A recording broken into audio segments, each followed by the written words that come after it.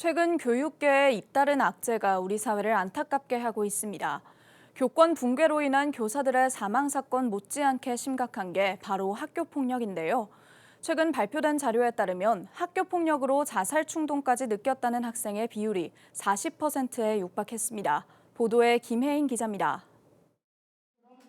24살 수연 씨는 초등학교 6학년부터 고등학교 3학년까지 학교 폭력을 당했습니다.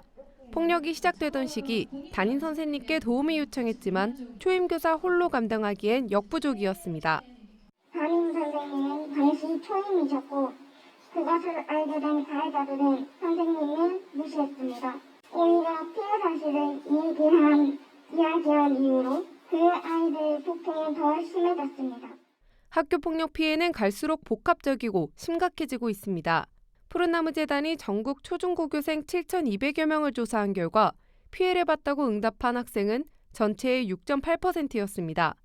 최근 학교폭력 피해 양상은 여러 유형이 혼재되어 나타나고 있습니다. 게임하는 도중 동급생이 옷을 벗기고 추행하는 모습을 SNS 라이브 방송으로 유포하는 사례가 대표적입니다. 폭력 수위가 높아지면서 피해 학생 10명 중 4명은 자살이나 자해 충동을 느꼈다고까지 털어놓을 정도입니다. 2020년에 개소를 했는데 개소 당시 710건에서 작년 2022년도 1570건으로 2년 만에 2배 이상이 증가하였습니다.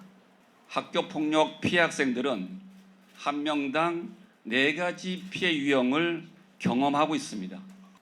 피해의 고통으로 자살이나 자해 충동을 경험한 학생도 무려 38.8%로 조사되었습니다. 지난해에 이어 올해도 사이버 폭력이 피해 유형 1위로 꼽혔습니다. 사이버 폭력의 경우 학교가 아닌 온라인상에서 행해지다 보니 가해자를 알 수 없고 증거 확보가 어려우며 피해 기록이 빠르게 확산되는 등 대응이 쉽지 않기 때문입니다. 그러나 안타깝게도 현재 교육 현장에서 학교 폭력 업무는 기피 대상입니다. 많은 교사들이 홀로 대응하는 데 어려움을 느끼며 심각한 교권 침해도 기피하게 만드는 원인으로 지목되고 있습니다. 전문가들은 담임교사 홀로 학교 폭력을 감당하지 않도록 구조적인 변화가 시급하다고 설명합니다. 담임교사나 책임교사가 초기에 대응을 할 때 학교 안에서의 그 지원 체계를 좀 구축하고 필요하다면 외부 전문가를 적극적으로 개입을 시켜서 혼자가 아닌 팀 단위로 대응할 수 있게 해야 됩니다. 더불어 학교폭력 책임교사에 대한 현안 파악도 좀 필요하고요. 앞서 언급한 수연 씨는 고등학교 때 만난 교내 상담교사와 생활부장교사, 학교폭력대책위원회의 공조 덕에 무사히 졸업할 수 있었습니다. 하지만 수연 씨는 여전히 과거에 살고 있다고 말합니다. 그녀는 학교폭력은 재학 당시 해결돼야 한다고 여러 차례 강조하며 학생뿐 아니라 선생님들도 적극적인 보호를 받으며 교육할 수 있어야 한다고 당부했습니다. 굿TV 뉴스 김혜인입니다.